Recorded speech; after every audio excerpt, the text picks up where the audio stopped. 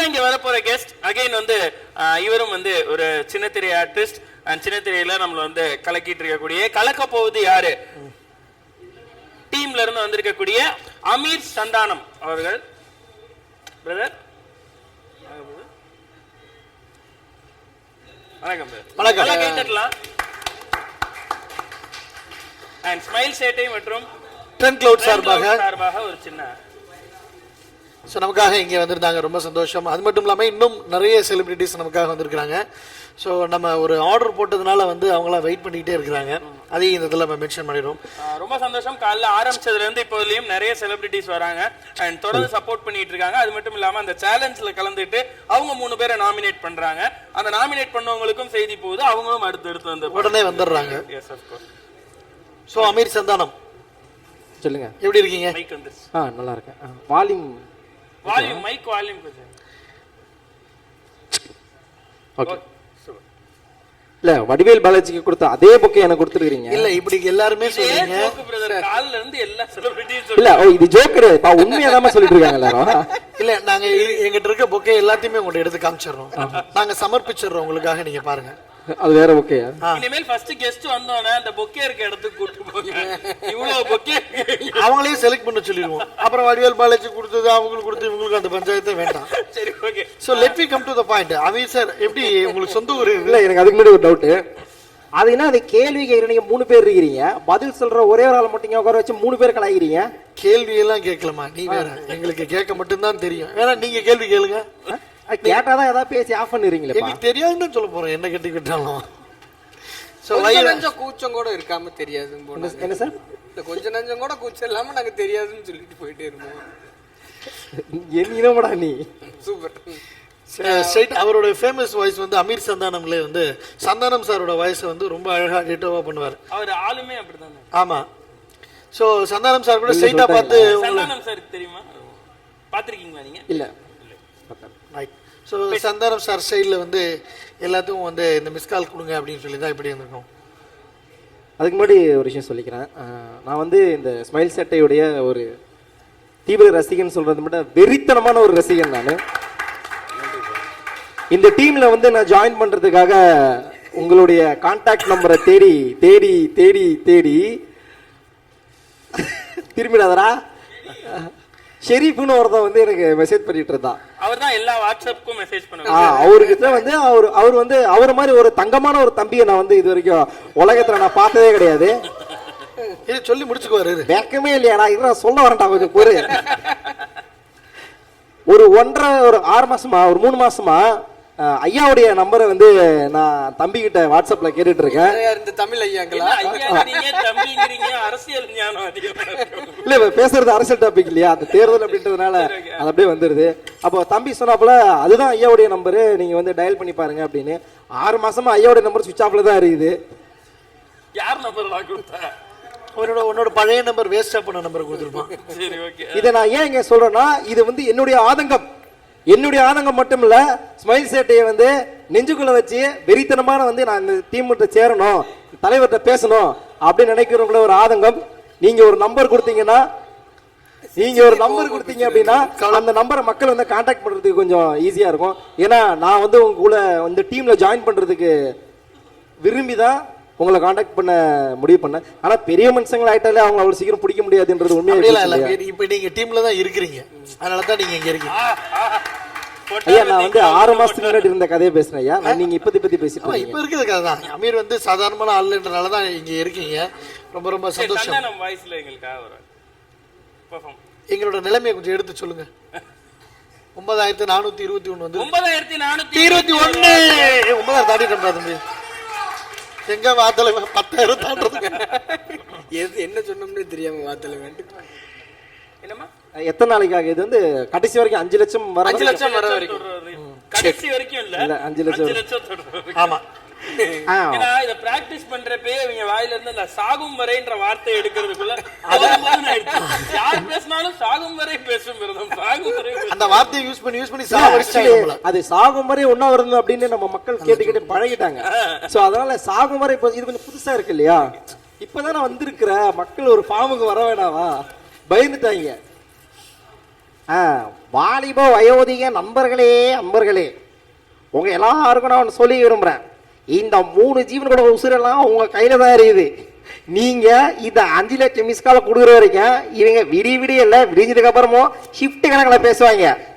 நீங்க 5 லட்சம் மிஸ்டு காலை இன்னைக்குள்ள கொடுத்தாலும் சரி, நாளைக்குள்ள கொடுத்தாலும் சரி, இந்த உசுரெல்லாம் உங்க கையில தான் இருக்குது. பாத்துக்கோ, நல்ல கலைஞர்கள் இவங்கெல்லாம் நம்ம இழக்க கூடாது. நான் செல்லக்குட்டி நான் சொல்றது. தேங்க்யூ அமீர், ரொம்ப ரொம்ப சந்தோஷம் இல்லைங்களா? ஸோ அவர் மேலேயும் வந்து அவரோட வாழ்த்துக்கள் சொல்லாமல் அவர் மனசில் கதையும் சொல்லி சந்தானம் சார் வாய்ஸ்லையும் சொல்லி நம்மளுடைய வந்து இங்கே ஸ்மைல் டீமை வந்து எஸ். ஸோ இப்போ சந்தானம் சார் இருக்கிறார் இல்லையா, இப்போ இருக்க ட்ரெண்ட்ல வந்து என்ன கவுண்டர் கொடுத்தாலும் அதுக்கு வந்து சரியான கவுண்டர் கொடுக்கறது வந்து சந்தானம் சார். ஆமா, உடனே முடிவு பண்ணிட்டீங்க. ஆமா, நடத்துங்க. இப்ப சந்தானம் சார் மாதிரியே இதுக்கு இதுக்கு முந்தின ஜெனரேஷன்ல கவுண்டமணி சார். கவுண்டமணினாலே உங்களுக்கு யாரு ஞாபகம் வரும் சின்ன திரையில?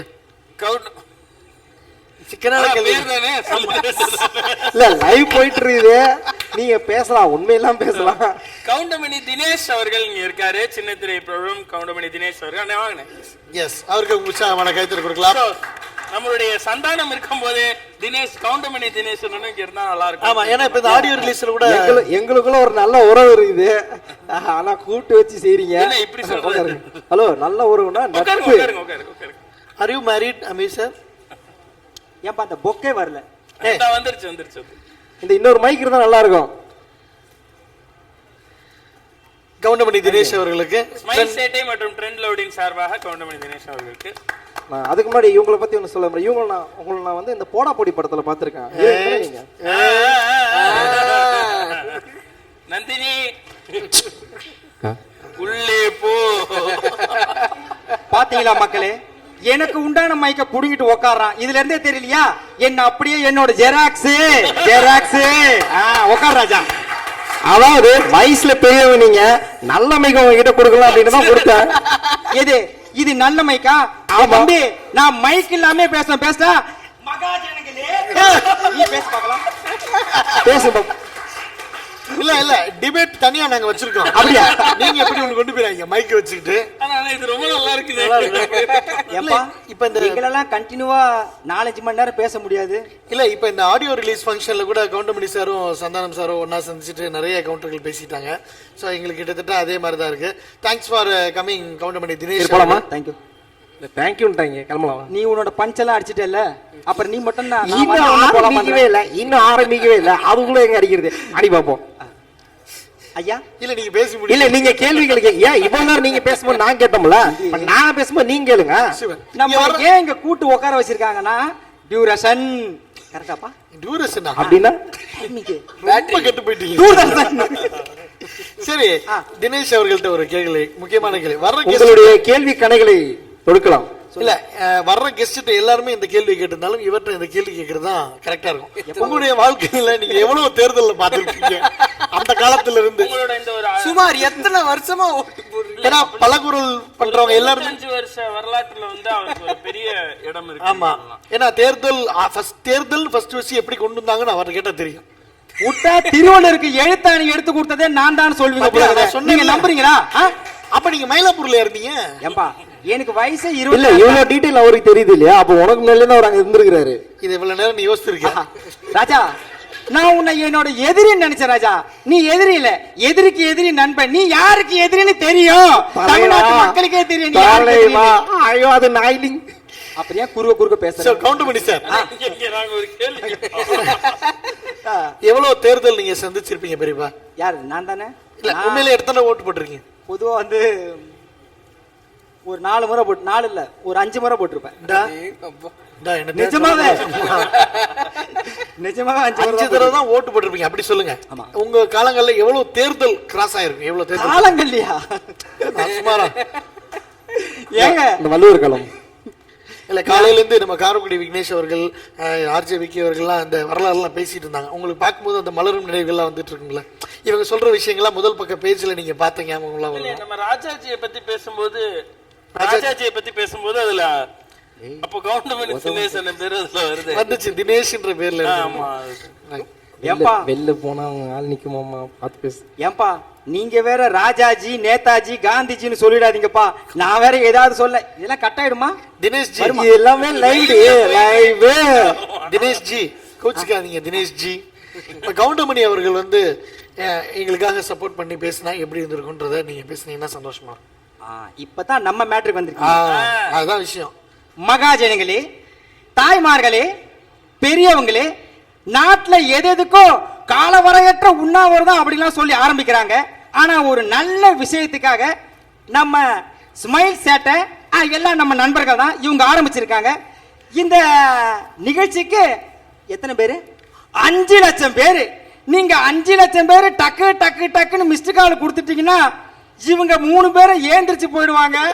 அது எங்களுக்கும் நல்லது, உங்களுக்கும் நல்லது, இந்த ஊருக்கே நல்லது. நீ பேச விட மாட்டே, எனக்கு தெரியுமே. அப்ப நீ பேசுவாமா? ஏதோ பேசிட்டு இருக்கீங்க சார். இல்ல, நீங்க தம்பியோட நீ பேச. நீங்க பேசுங்க. நீ பேச. வயசுல பெரியவர் நீங்க. கவுண்டமணி சார், 10,000 நெருங்கிட்டு இருக்கோம். இன்னும் 5 லட்சம் பேர் தான் ஓட்டு போடணும். சோ அத சொல்லிருங்க. 10,000 இதுவே ஒரு பெரிய சாதனை தான். ஒரு நிகழ்ச்சி வந்து ஆரம்பிச்சு 10,000 பேர் கூட உட்காந்து பார்க்க மாட்டாங்க. ஆனா மிஸ்டு கால் கொடுக்கறதுன்னா பாத்தீங்களா, நம்ம ஊர்ல நம்ம நாட்டுல இதுக்கெல்லாம் கேட்கணுமா பொசுக்கு பொசுக்குன்னு மிஸ்டு கால் கொடுப்பாங்க. ஆனா ஒரு நல்ல விஷயத்துக்காக ஒரு விழிப்புணர்ச்சிக்காக மிஸ்டு கால் கொடுக்குறாங்கன்னா நான் உண்மையிலே பாராட்டுறேன். இந்த 10,000 நான் அந்த இடத்த விட்டு போன உடனே ஐயோ 10 லட்சம் ஆயிடுன்னு சொல்ல வந்தேன். ஆனா நம்மளோட கவுண்டிங் 5 லட்சம். சீக்கிரம் 5 லட்சத்தை நெருங்கிடுவாங்க. கை தட்டுங்கப்பா. நன்றி நன்றி கவுண்டமணி. கேட்டு வாங்க வேண்டியதா இருக்கு. நீ என்ன உத்த மேடை நிகழ்ச்சி மாதிரி ஆகிடுவ போல இருக்க. அங்கதான் கை தட்டு கேட்டு கேட்டு வாங்குறோம். அண்ணா அண்ணா முடிஞ்சிருச்சா அண்ணா? ஐயோ எப்பா நான் உட்காருங்க. இல்ல கேளுங்க. இல்ல அவருடைய அந்த கிபிக்கு முன்னாடி ஓட்டு அதெல்லாம் இல்ல. அண்ணா வயசுல பெரியவரு. தினேஷ் அவர்களை பத்தி தெரிஞ்சோம்னா அவர் எழுதிய புத்தகத்துல நீங்க படிக்கலாம். அவருடைய ஹிஸ்டரி பத்தி எழுதியிருக்காரு. நானும் என் அரசியல் வரலாறும்